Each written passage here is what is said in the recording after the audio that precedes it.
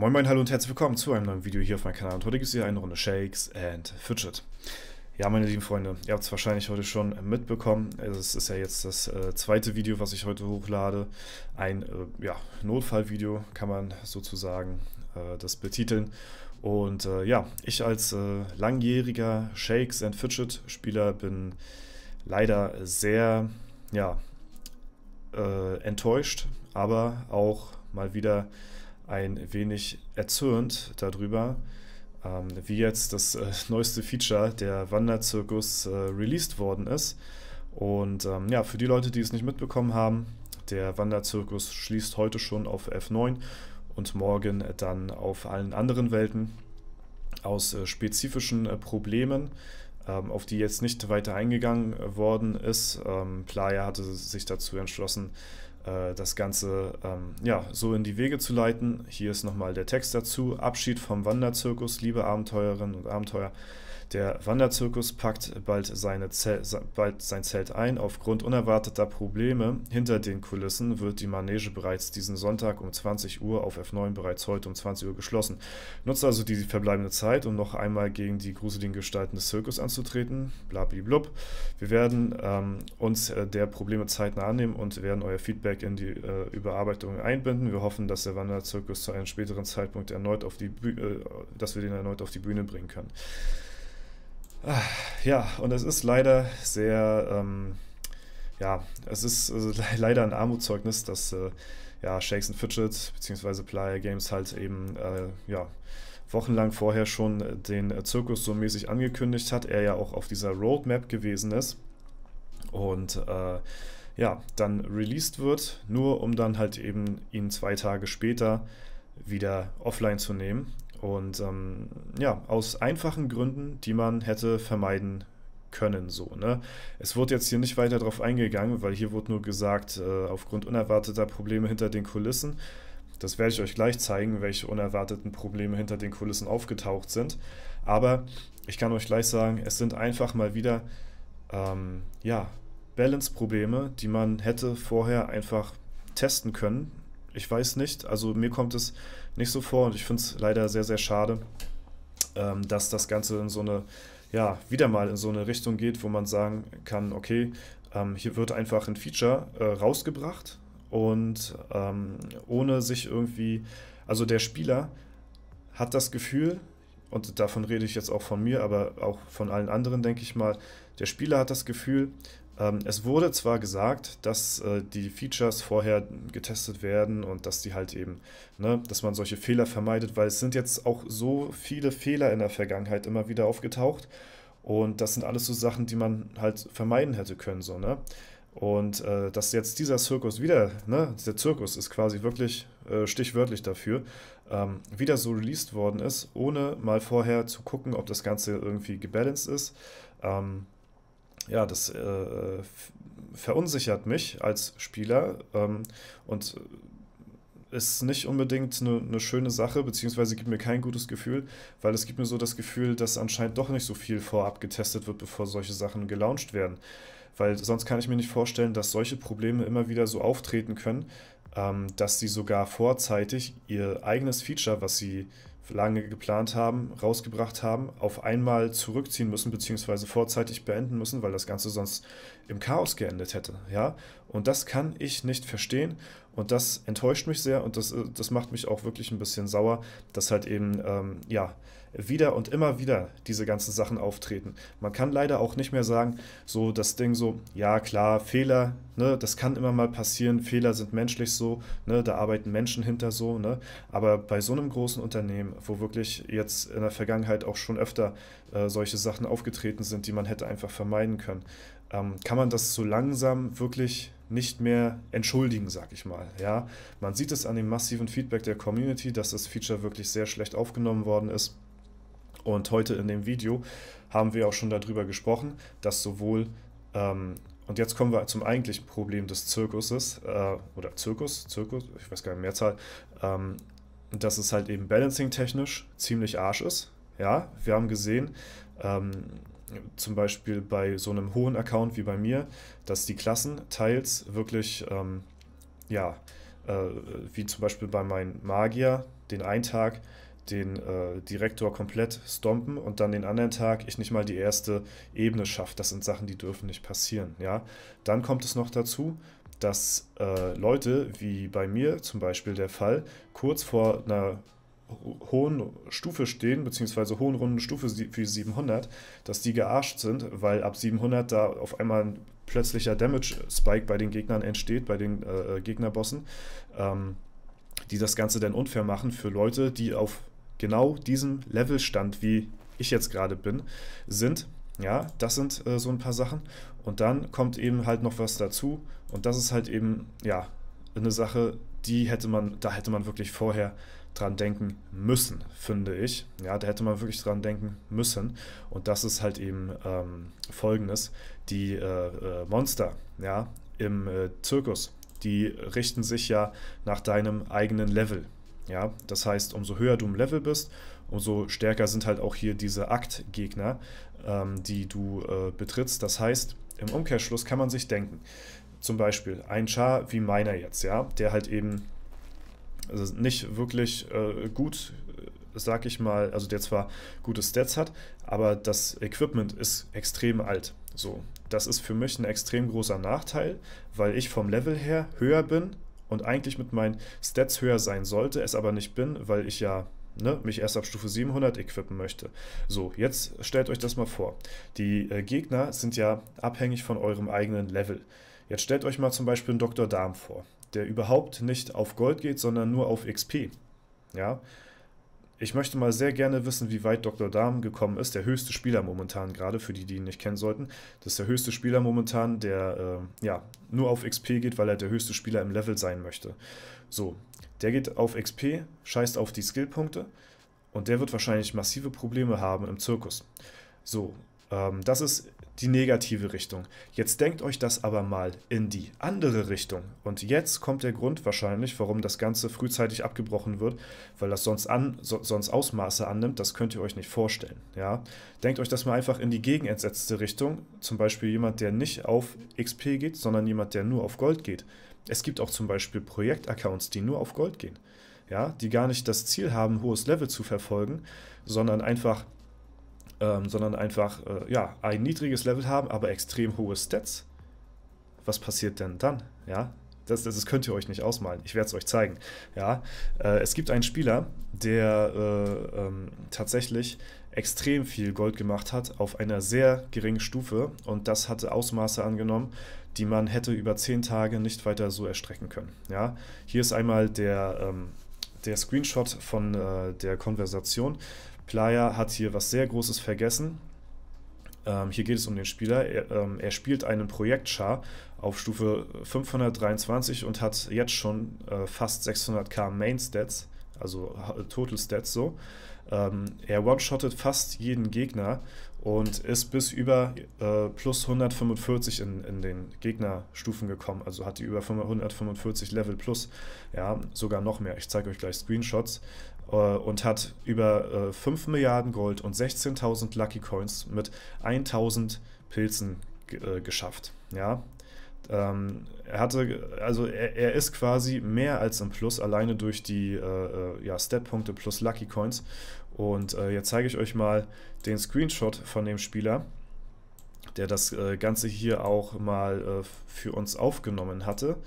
Ja, und dann gehen wir auch nochmal gleich auf dem Server gucken, denn das ist wirklich extrem krass. Das ist wirklich, als ich das gesehen habe, da habe ich mir so gedacht, Alter, wie können die sowas vergessen? Wir haben hier einmal 4 Bilder, einmal ein Vorher- und Nachher-Vergleich, ja. Wir gucken hier einmal rein. Wir haben hier den Spieler Napoli, ja, 777. Er fängt hier an mit 5500 Pilzen. Das ist sein Gold und seine Lucky Coins, die er jetzt gerade hat.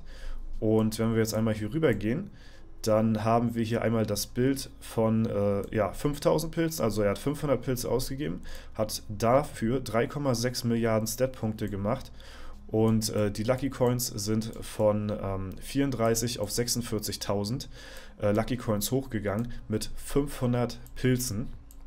und war hier jetzt schon bei Aktgegner plus 115 in den Leveln.